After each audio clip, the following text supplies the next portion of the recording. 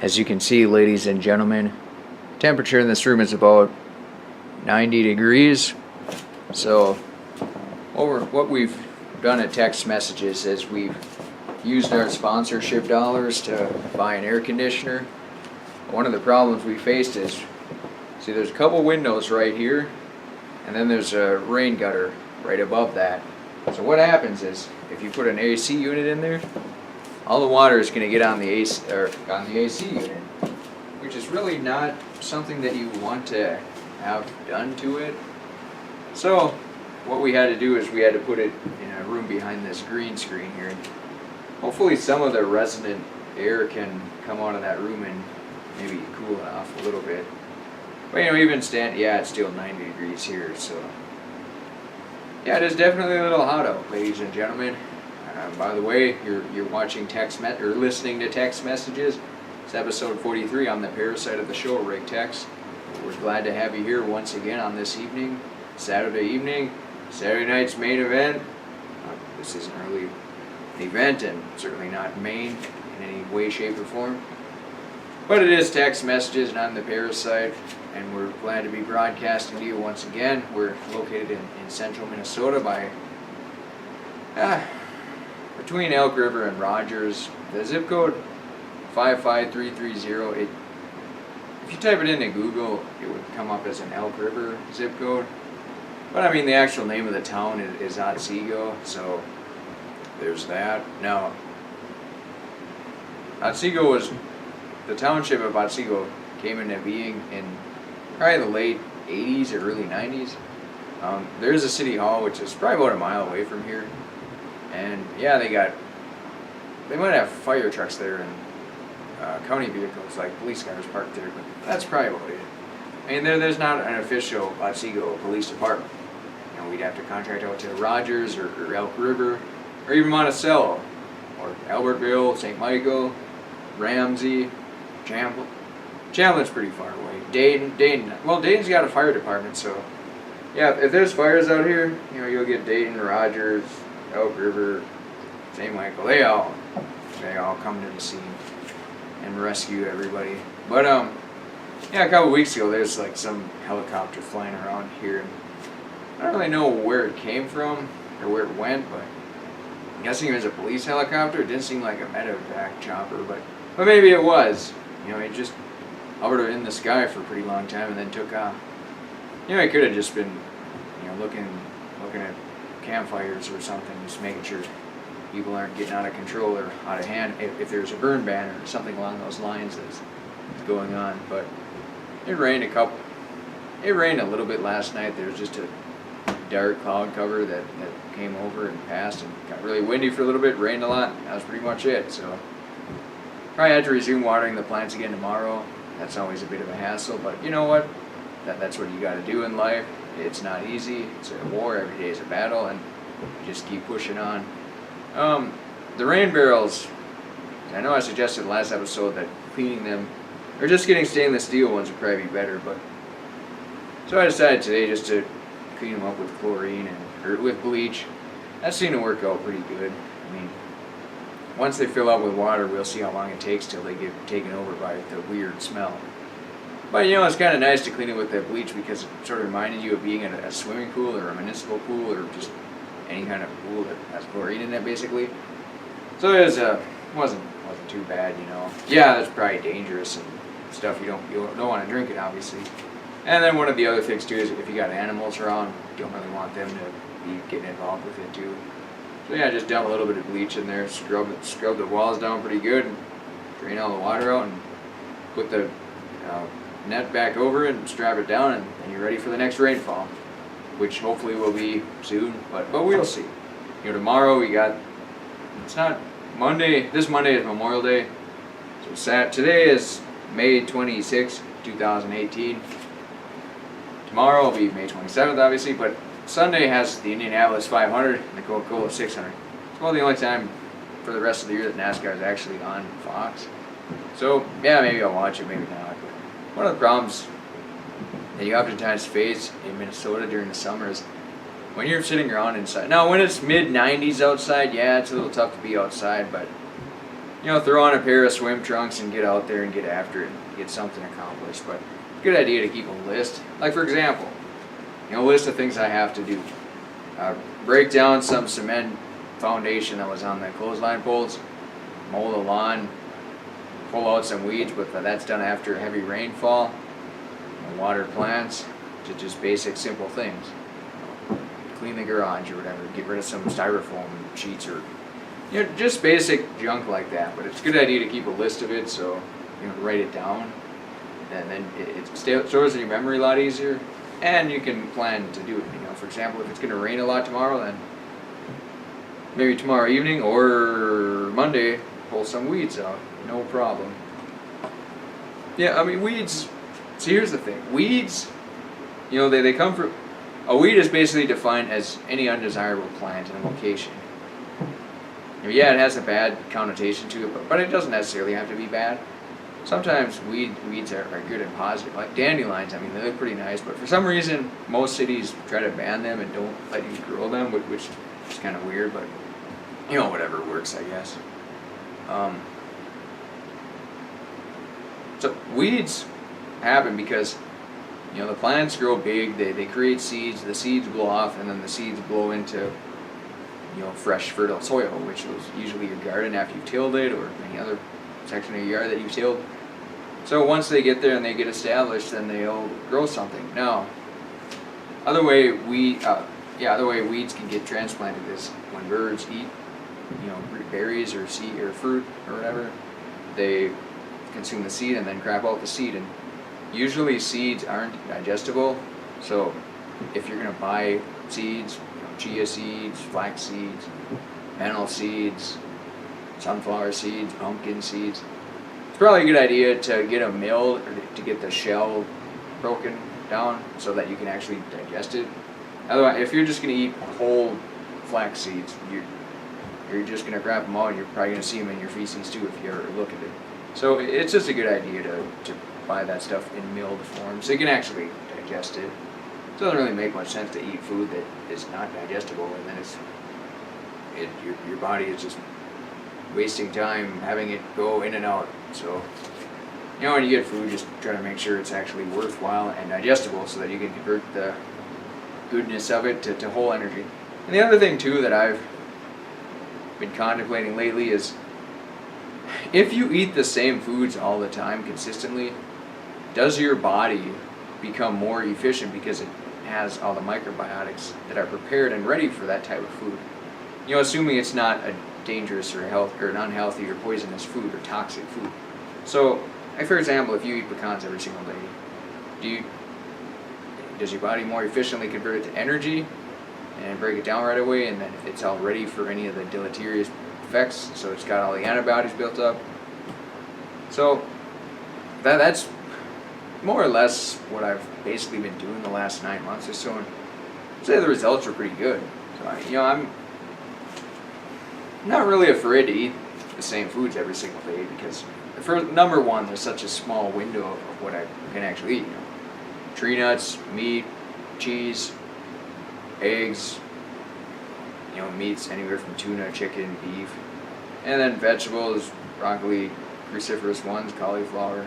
Then you got carrots, eggplants, and tomatoes, and onions, and avocados, seeds, all that good fun stuff too. So it basically don't, if you're going to follow an Atkins diet or a strict diet, you're basically going to eat the same or similar foods consistently. And I think I can pretty much say that it probably is better for you. Now it is important to keep track of things like potassium intake and vitamin C. That's why, like for example, if you're eating some kind of meat that's heavily processed, or nuts that are salted, and you're getting all this sodium and no potassium, you're probably going to urinate almost the sodium, but you need to try to track the potassium with the sodium, because that's how your body operates.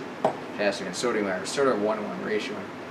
The typical American diet has a deluge of sodium and not that much potassium. Now fruit and vegetables have a lot of potassium, so that's why it's a good idea to try to eat them. And dairy, cheese, I think, has a good amount of potassium. I don't really know that off I know milk has a lot of potassium, but if you're lactose intolerant, then you can't really eat it. So cheese may or may not. I should probably check on that during this first intermission break here. That'll be coming up in about maybe about 5-10 minutes here. So that's why the anabolic diet works pretty good, because you get that 1 or 2 days where you can just sort of, and it's on the weekend too. So if it creates irregular bowel movements or vomiting, or if you eat some bad food that does that, you're not stuck at work or on an assembly line and then you gotta run to the bathroom quick or whatever. So that's another important thing to consider, because to be a healthy person, probably one morning bowel movement is about all you don't need, and that's probably all you really want to, because you don't want to spend half a day on the toilet. Now, so if you don't get a lot of vitamin C from a regular Atkins diet or something like that, then and that's why it's a good idea to just, a lot of people, maybe bodybuilders in particular, they have what's called a cheat day, which they just eat any old garbage. And it's more for recreational purposes than functional purposes. There's one guy I was talking to the other day, he said one day a week he'll eat sugar and all this other junk and garbage that he just likes to do that because it's something he looks forward to. And in all honesty, it's basically like drinking on the weekend. I mean, you're not an alcoholic or a binge drinker or whatever, but if you do something once a week over the course of many years, it adds up. I mean, 52 weeks a year, so if 5 years you drink every weekend, I mean, you're still drinking hundreds of times, and it's a lot of opportunity for bad things to happen. And if you get rid of and eliminate those bad habits from your lifestyle, you're probably going to feel better off. Here's kind of how I see it. Sugar, drug addictions, life is that sine wave, and then you got the DC offset. So you're lowering the DC offset when you engage in any type of drug usage. That includes sugar, alcohol, and then bad habits too. Maybe watching too many pornos, something like that. So you pretty much have to wait to put one of those addictions in your body to get that upper crest of the sine wave. And then the lower crest is way lower because you're lowering the DC offset. Now you might think right now, if you're just eating sugar every single day, that you can never live a life without it. And I thought the same thing too about cereal. I was thinking like, wow, I'm always trying to limit my caloric intake during the day because I absolutely want to make sure I'm going to be hungry when I get home at 9 o'clock, so I can eat a giant bowl of cereal because I was just so hooked on it and look forward to it all the time. But eventually I just got rid of it and never really looked back. Now, it takes a long time to transition to that, for sure, but it's certainly worth it in the long term. Now, see, sugar works the same way as I've alluded to in the last broadcast. It works the same way as alcohol, and it creates dopamines and circuitry and all that good fun stuff. But I mean, you just have to. It is important to have goals and a focus on what you should be doing, just in general or in your life, especially if you have a family, especially one that depends on you. Like for me, I mean, nobody really depends on me, so I don't. That's the one thing too that always amazes me, that people can have children and not be dead focused on being the healthiest person or the best person they can be.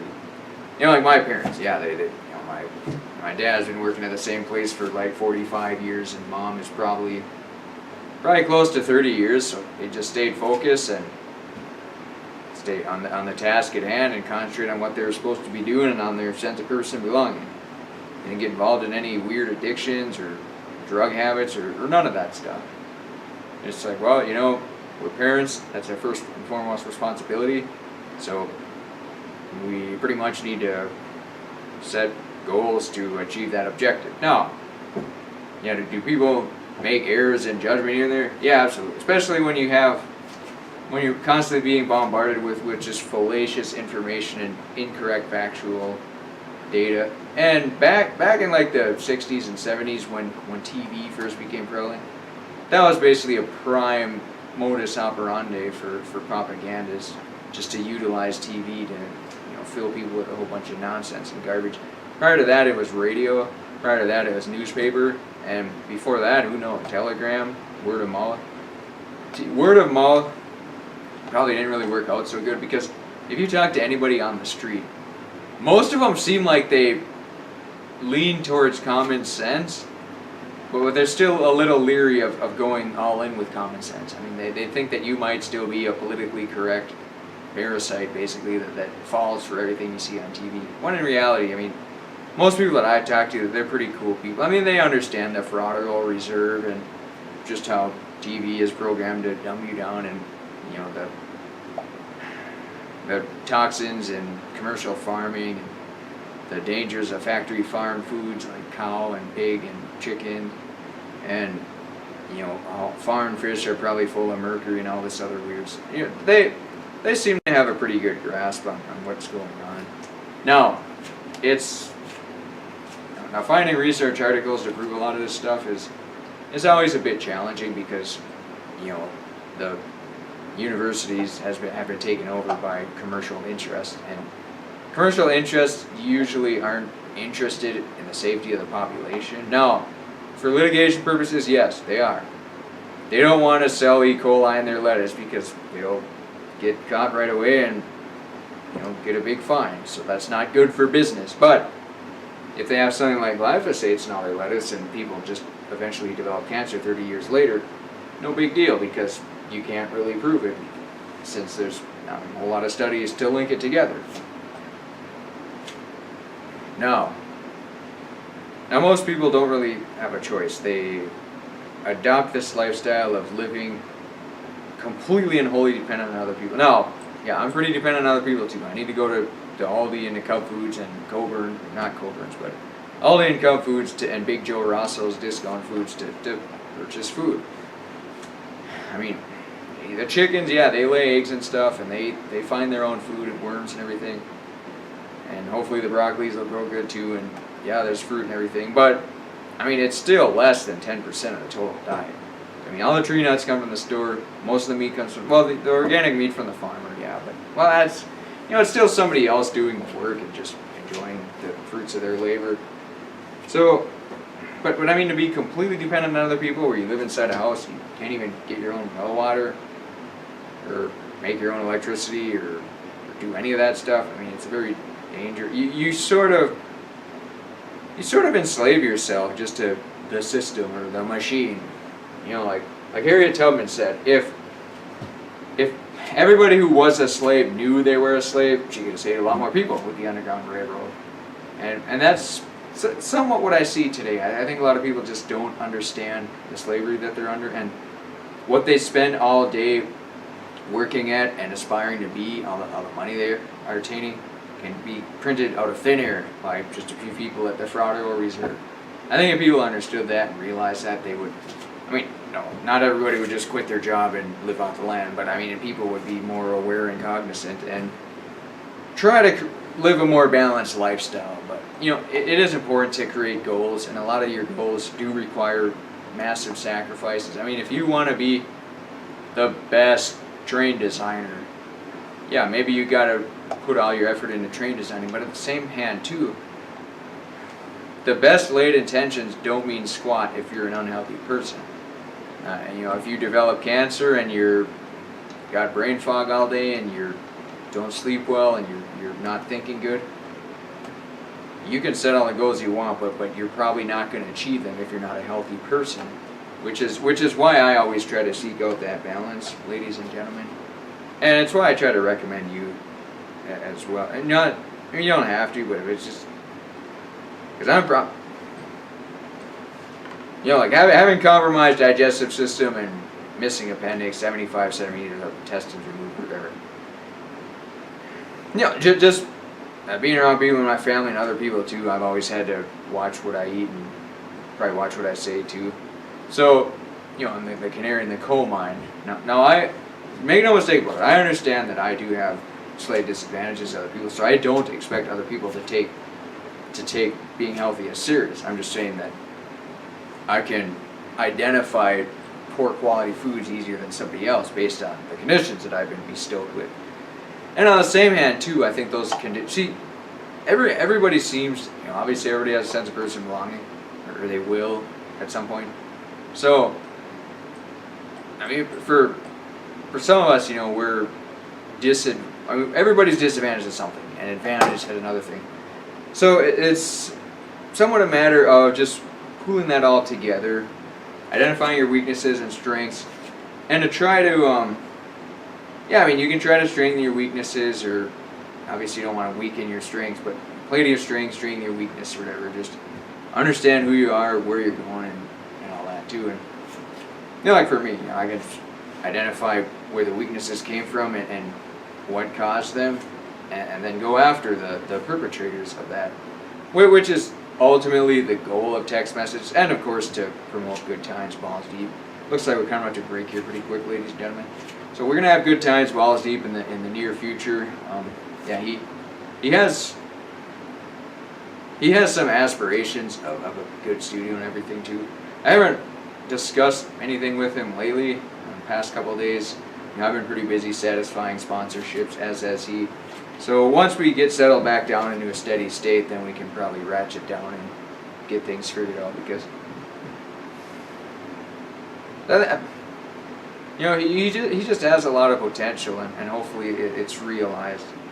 Because a lot of people in life, they get hit with weird circumstances and they just don't see their full potential. They just get stuck inside where they think they need to be in life, and don't try to achieve anything better.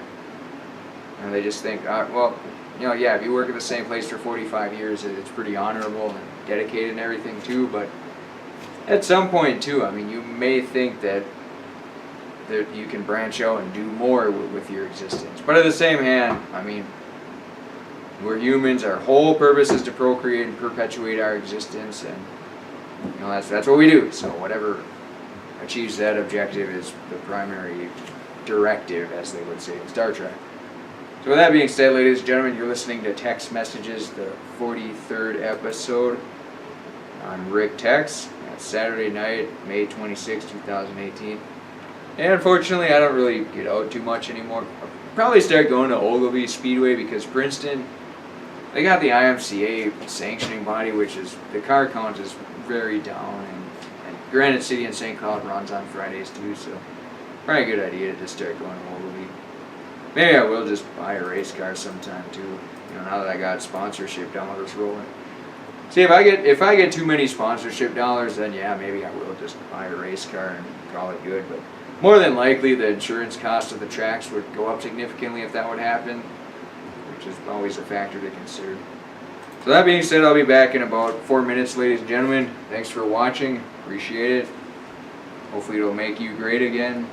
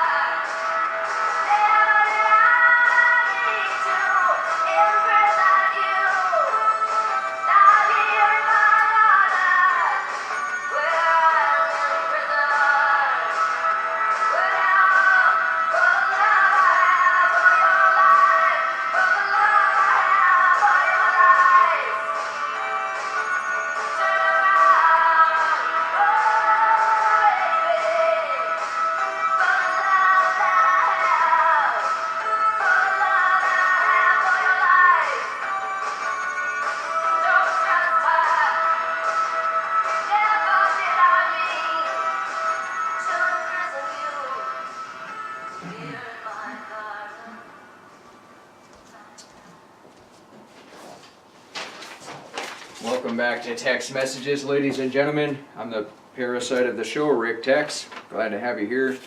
Saturday's night's main event, May 26, 2018. It's all dark out now, so that's why the lighting isn't very good. And last time I showed you some villain lighting with these LED lights. Probably won't really use them because obviously the show doesn't really need to have good visuals, and they are kind of blinding, which is pretty annoying. You're listening to episode 43. We're broadcasting out of Elk River, Minnesota. It would be nice if Elk River had a public access channel, then we could maybe get on the 2 a.m. time slot there. You see, back in the good old days, probably about 15 years ago now, yeah, my friend and his dad, they ran the top-rated public access show where I was raised in. And yeah, they usually anchored the primetime slot. They had better ratings than most, like Fox News and all them. So they were definitely doing something right, but for some reason or another, he just doesn't want to go digital, which is unfortunate, but sometimes people have to carry the torch, ladies and gentlemen. That's why there's term limits. There's term limits to talk shows and everything else too. Now, yeah, I may do this until I'm deceased, but that doesn't necessarily mean that people are... Well, to say what I was going to say, that doesn't mean people need to continue listening, but I should say that they will be listening. Because maybe I'll do this show for 50 years and the viewership will never be above 10 views. Well, like I said before, 2 or more views is the only goal we're setting. Well, lately it's been 0, so that's a little on the low side. So probably, with the sponsorship money that's going to come rolling in pretty soon, I'm going to get a new microphone to hook up to the insanely expensive camera, and that's probably about it as far as show improvements go. Yeah, we can do some other garbage like mobile filming and all that stuff too, but we'll see. Alright, one of the things I wanted to cover is there's a company called Theranos. They had that as CEO, Elizabeth Holmes, the blonde hair, green eyes, the female and all that stuff too. So she was heralded as the future of corporate leadership back in about 2006 is when the company was in its nascent stages. And what they do is what they claim to do is that they test blood and then they can identify lots of things, the vitamin, mineral, STDs, all that junk, just with one blood sample. Now, if you normally go to the hospital now and say you want to test for vitamin B12 or vitamin C or vitamin A or venereal diseases, then you had to draw 5 different vials of blood and send it all into some lab and test it out. So their whole gig was that they could test everything at once, hundreds of things.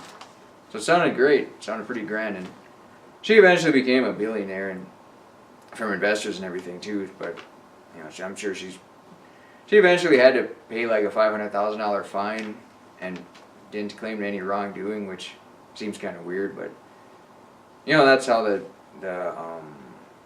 litigation system works, or the courtrooms work, I guess you could call them. So, Elizabeth Holmes of the future corporate leadership, she claimed to be able to test blood for hundreds of tests in one panel, including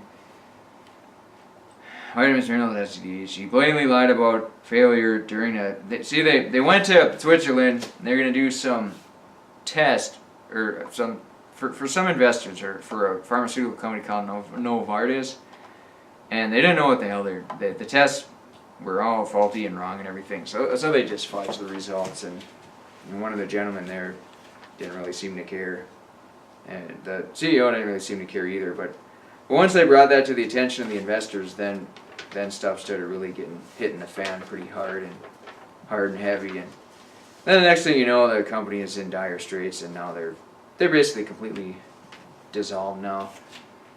Probably the first warning sign was when Henry Kissinger was on the board of directors. All the way back to Vietnam, he's probably responsible for hundreds and thousands of deaths of people that probably shouldn't have died. And now, yeah, you can say, oh, it's just a statistic. But in all reality, one of the things that people got to be very, very careful of is the death of one person has a rippling effect. there's some people I know, they may have had a sister that died at a young age, and then their daughter died, and it doesn't eliminate them from being a productive member of society, but it certainly impedes that ability, because to have travesties such of that magnitude occur to you, it really makes you question, what the purpose is on Earth here, or if there maybe is a spiritual world or not, and it makes it ratchets up the magnitude of difficulty of being a productive member of society when you have to constantly ask those questions because of tragedies that are bestowed upon you. Now I can sit up here like a tough guy and say, oh, if a bunch of people I knew got killed or murdered, I could soldier on and fight the good fight. Right? I don't know if that's true or not, because you don't see. That's why humans are all composed of. That's why you need a man and a woman to create a child, because families are important. We're social beings. We interact with each other. We depend on each other, not just for physical goods, but for social goods too, and mental goods, spiritual goods, just overall well-being. That doesn't necessarily mean it's only your family or only your friends. Everybody works synergistically together, symbiotically, in an ideal world. Now, it doesn't always work that way, but that's what you hope for. So, to have these people that just send thousands of people to their death, they create massive rippling effects, and then eventually nobody trusts government anymore, and certainly not people involved in government, especially the criminal elements with government. So then you just don't really trust anybody in public leadership at all, even at the local level. Then when you don't trust them, then it becomes an us versus them mentality, and every time you go to city council, it turns into a shouting match, and nobody respects each other anymore. So that's why it's very bad to minimize the atrocities of death for any people or animals and things of that nature. Yeah, I mean, even if you go kill someone's animals, bad stuff is probably going to happen, or rippling effects to that degree. This whole Theranos thing, it does concern me a little bit, because what if they were actually a legitimate company, but then they were sandbagged or somebody sabotaged it from within, like Henry Kissinger? That's kind of the wild card here. And for some normal, average lay person like me, I don't really know how deep I can dig. I mean, yeah, maybe I can go read or listen in on the company's quarterly meetings with shareholders and see what they're up to or what they're saying and try to identify any bad patterns. Because I'm not entirely convinced that Theranos is all bad. Maybe they could test for all this junk in your blood, but then maybe some medical giant that wanted to do the old style of independent tester, testing you individually so that they can charge a lot more to Medicaid, sabotage it or whatever. So, I mean, there's something I'll pay somewhat close attention to. I mean, yeah, Elizabeth Holmes, female leader and all that, that's all great and everything. But the whole aspect of whether they could actually do these blood tests successfully or not intrigues me a lot. Because, obviously being healthy is important. It's a lot more important than who's leading a company. But, yeah, I mean, social engineers, obviously they want to, they basically just want to have fun and try to create chaos, so they're just going to say, yeah, we need to have females lead companies. Because Yahoo, I mean, they had Marissa Mayer lead a company, and first she was all anti-work from home and all this other stuff. Then she happened to have a child, and then she worked from home, so it's do as I say, not as I do, which is unfortunate. But, yeah, I mean, males are not able to have children, so they're generally not going to need maternal leave. And they obviously will want to hang out with their child, but I mean, they're not going to be able to breastfeed them or any of that kind of stuff, so they don't need to be home all the time. They can actually go be productive members of society. Whereas if you're a female, if you want your kid to actually grow up fully developed and have all their brain systems working and their digestive system working and to grow large and strong and capable of physical manual labor and mental labor, you're probably going to want to breastfeed them for as long as possible. Now, yeah, if you want to dump formula into their bottle and give them that junk and dumb them down right away, I guess that's totally up to you. Something that I would totally, completely recommend against. Now, it is sad that, everybody thinks they gotta work 40 hours a week and the materialistic and monetary gains take precedence over having a healthy society. I mean, most people, I worked at this one place, it was a defense contractor, and most people, successful people there, were just good at looking busy. One of my biggest weaknesses is if I'm not busy, it'll be readily apparent within about 5 minutes. So needless to say, I was not successful in that type of environment. And here's something that did happen that was interesting, because every hour I would get up and walk around the building for 10 minutes maybe. Every hour. Seems like a lot, but if you're sitting in front of a computer all day, it's what I needed to do. Otherwise, I'd get really antsy and agitated and stuff.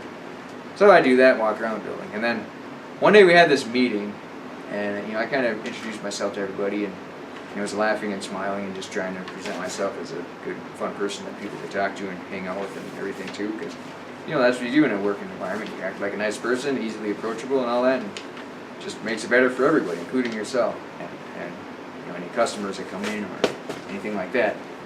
But unfortunately, maybe in a couple of days after that, one of the coworkers came up to me and he's like, the word's going around that people think you're walking around too much. I was like, hey, sorry, I'm not going to sit and plop down in front of this computer for 4 hours straight, so I have to walk around. If that's going to be a problem, then I guess I'll have to walk out the door, But it was very disappointing because, I was trying to be nice to other people. Then the first opportunity they had, they just shit on me. But that's what happens, ladies and gentlemen. See, here's the thing, though. Don't let that deter you from being a good, nice, morally upstanding person. That's one of the big challenges in life, to not let bad apples spoil the bunch. Because if you do good things and people crap on you, that doesn't mean you should stop doing good things. It just means that you encountered some turbulence or some losers, and you just need to move on from that. Now, should you continue being nice to them? Maybe, maybe not. I mean, if you can genuinely see, like, if somebody craps on me like that, it's no longer really possible for me to genuinely be nice to them. So it's just, I don't really hide emotions very well. So I mean, if somebody craps on me, sometimes I'll play along and crap on them too, because a lot of times people want you in the arena with them. So it sounds crazy, but if somebody acts like a really mean person to you, and you act like a really mean person back to them, they'll probably respect you more and just like being around you more. I know it sounds really weird, but that's kind of how it is. But oftentimes it is just people being unhealthy and agitated and angry and aggravated, and they got brain fog, and then they just don't really function well in society. The same thing happened to me a few years ago. I just wasn't very a healthy person, had very low body weight, and wasn't eating healthy, or just a very agitated person, more or less. But I still tried to put on a good face when I could, but it wasn't easy,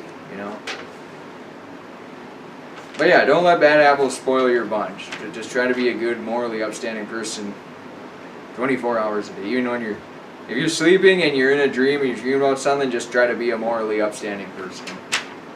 That's the true test of a character. See, the true test of a character is if you know you can get away with anything, physical pain, harming somebody else, but you still choose not to. That's the true test of a character. So we're coming out to a break here, ladies and gentlemen. We're going to have good times, balls deep in the future, hopefully. I haven't talked to the host about it for a while, so hopefully he's got some big plans looming. We'll see, though. Like I said, we're both trying to satisfy sponsorships and get funding and all that junk, so it ain't easy. But when somebody has the potential for something, it is.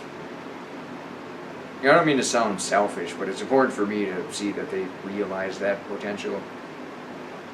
Like a couple of people, like this one guy, he sells houses now, and he's basically like probably the top rated seller in Minnesota.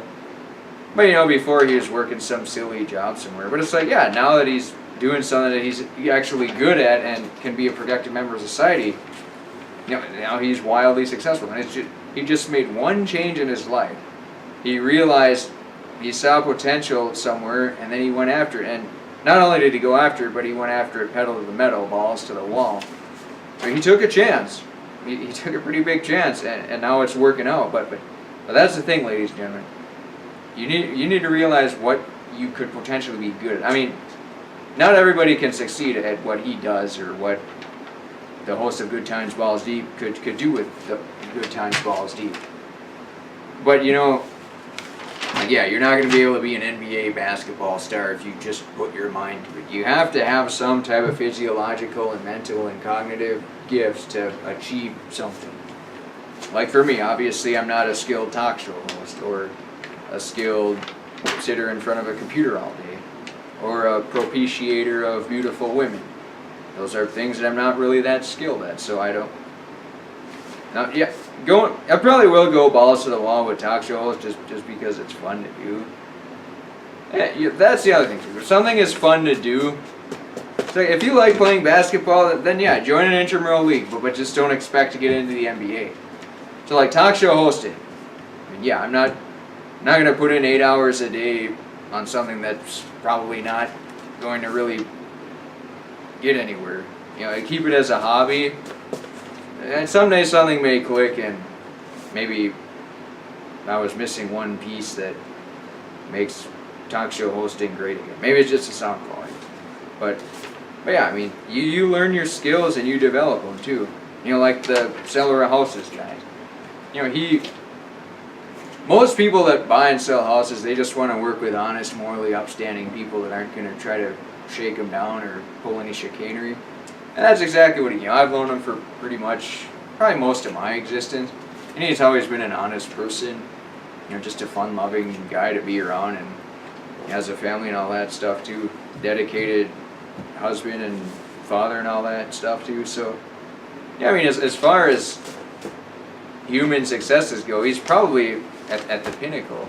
And just from being a good person, I mean, he just an average, doesn't have any special set of skill sets or wasn't born into millionaire parents, right? If he was born to millionaire parents, he probably would be the Donald Trump of America. But all of us are born into unique circumstances, and whatever we do with them circumstances will determine whether we're being successful people in society or not. And you got to start somewhere. Like as a father, you can start and establish something, and then your children may or may not want to take it over. They may take a different route. They may take an incorrect route. It's just live and learn. And we're always being bombarded by social engineers and people that try to dumb us down and everything too. Because by and large, most people that don't know you don't want you to. And if your friends don't want you to succeed too, that's not really the type of people you want to hang out with. Because when it comes to success, I'm probably on the very low end of the spectrum. But that doesn't mean that I'm trying to hold other people down, because for not being successful, it's totally okay with me. But to see people that are good people and morally upstanding everything too be successful, that's a great thing to see. Now, there are a few people that I do know personally that probably aren't the greatest of people and aren't morally upstanding, and I wouldn't.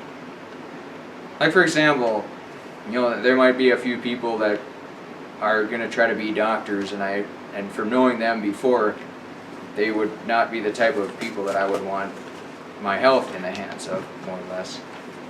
And as a segue to the next segment, we're going to talk about artificial intelligence and how it stacks up against doctors. But before we do that, we're going to take a little break here. Right about, looks like 5 minutes or so. And yeah, I'm just going to take a short break here, 2.5 minutes.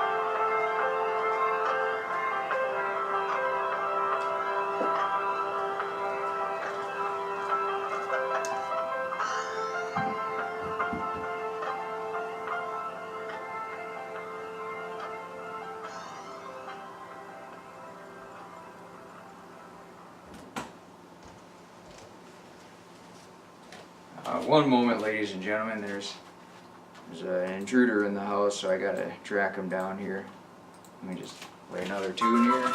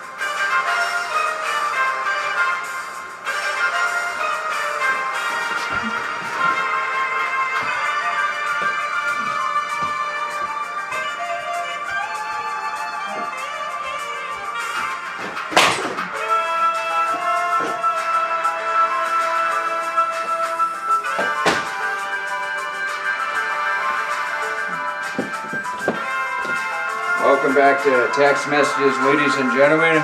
I'm the parasite of the show. Yeah, sorry about that. The cat got inside here and he decided to stay inside for a lot longer than he probably should have. But, I let him inside, so it's totally my fault. It was a good time, it was good exercise, running after him and stuff. If I could have caught him, maybe I would have put him in front of the camera here to show what was going on. Actually, I don't need to do that. I'm trying to run a talk show here. This is, I'm the Parasite Rick Tex. This was episode 43 of Tex Messages. So we're gonna talk about, are doctors obsolete to artificial intelligence? So, funding from the National Cancer Institute developed tools that analyzes digital pathology images of cancers of the lung, head, neck, breast to accurately ID patients. What they found is that the AI is better than humans at distinguishing benign and malignant tumors, and its prediction out of 105 people to 97% accuracy of heart failure compared to 74% for the pathologist. Another thing too is prostate cancer scans caught more than 70% where radiologists failed to detect it. Half of cases were identified where radiologists misdiagnosed a problem too. Now,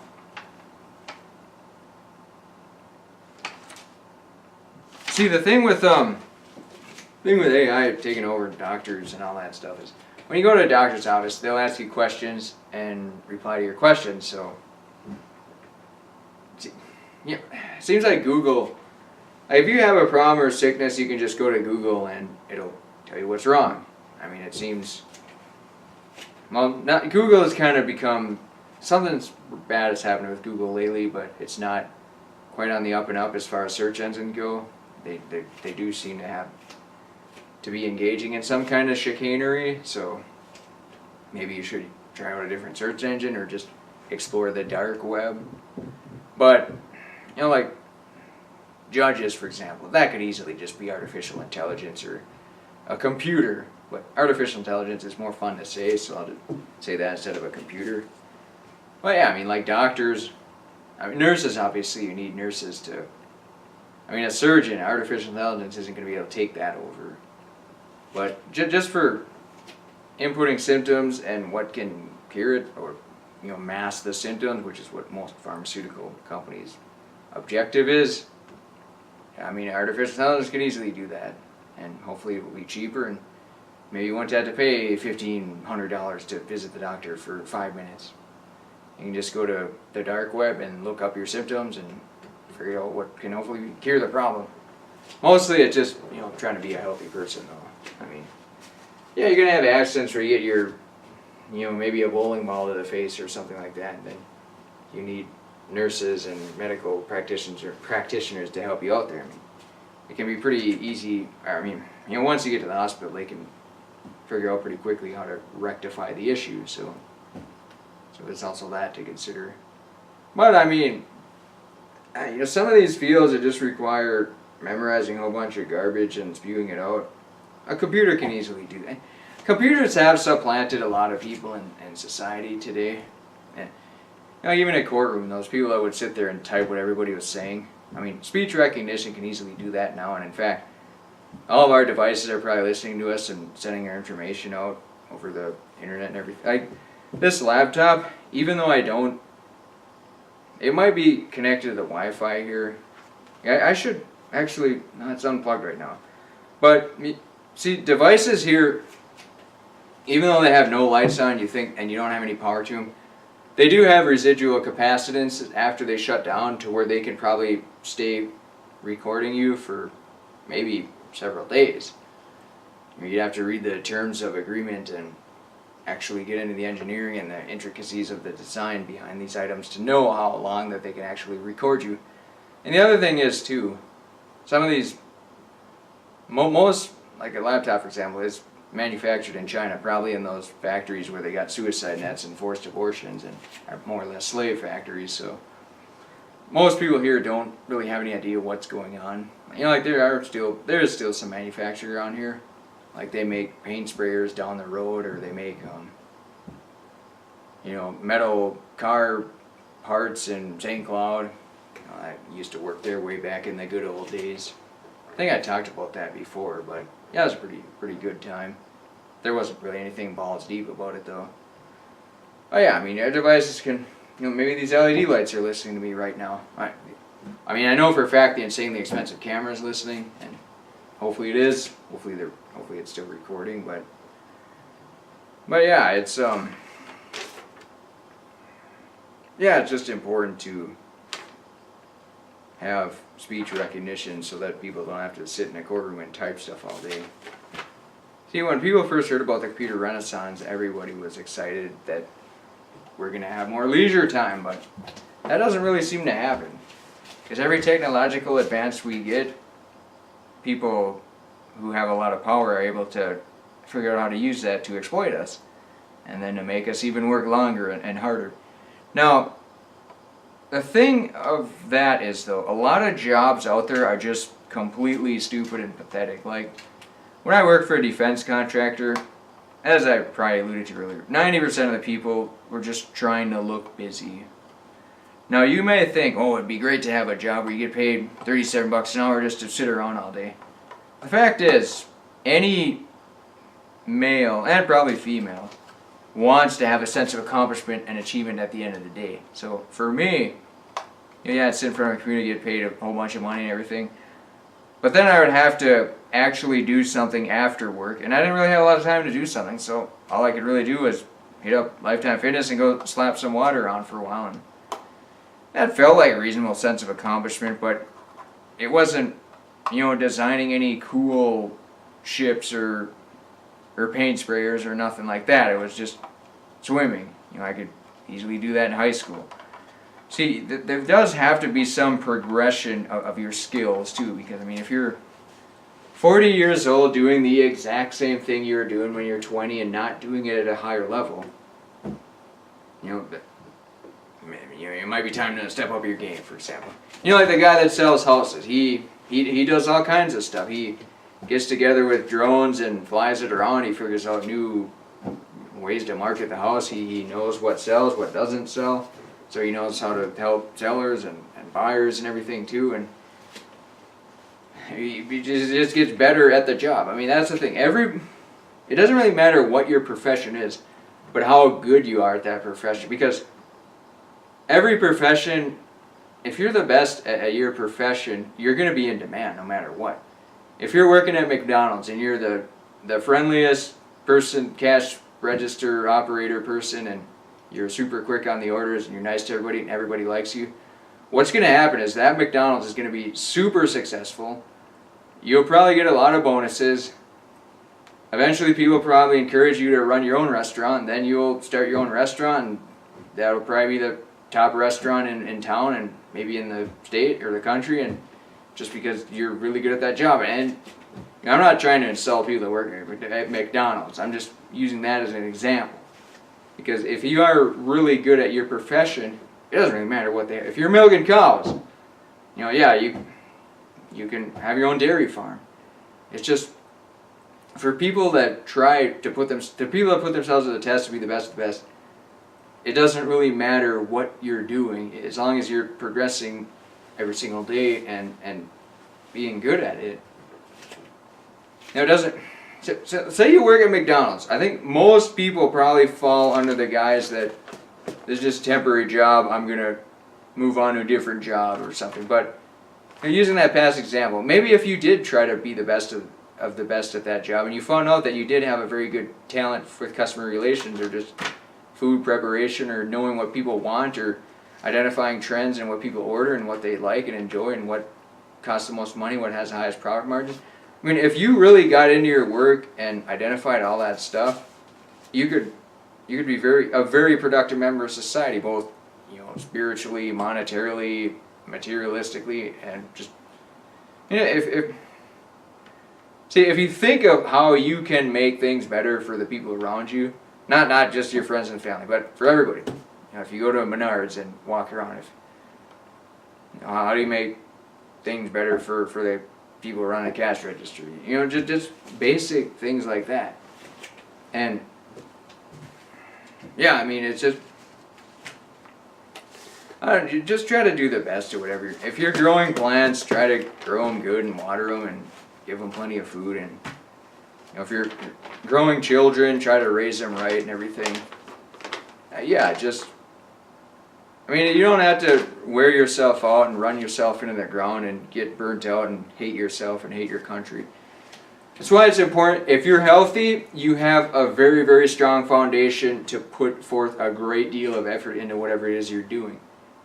Because, me, when I wasn't a very healthy person, I was in a job that probably had a lot of potential, but it just wasn't there because I wasn't in the right mindset to challenge myself, because I didn't feel that I had the energy to or the mental capacity, just based on being an unhealthy person. So yeah, physically you need to get healthy, and then mentally, physical, mental, mind, matter, that'll all work together. So that being said, ladies and gentlemen, you're listening to Tex Messages on the Parasite, Rick Tex. We'll probably be back tomorrow night. Maybe we'll run a show on Monday too, just for the hell of it. But we'll see. When I first started this operation, I was a little concerned that we'd run out of topics and everything. But I mean, we've run out of viewers, which that didn't really concern. I mean, it's disheartening, but it wasn't very concerning. But running out of topics was something that concerned me. But it appears that that's probably not going to happen. So yeah, I'll just keep running the show, and someday things may change for the better and getting better sound quality. That's the next step. I'm probably going to order one of those blue Yeti microphones and call it good there. So that being said, the laptop is shut down. Looks like it's still 90 degrees, ladies and gentlemen. The hygrometer reads ideal though. So see, this is hygrometer, thermometer, and one. I got this in the gardening section at Menards. So it's a really handy device to have, just to leave it inside. That being said, I'm Rick Tex, the Parasite. We'll be back tomorrow. By the time this video is uploaded, though, it'll probably be tomorrow night.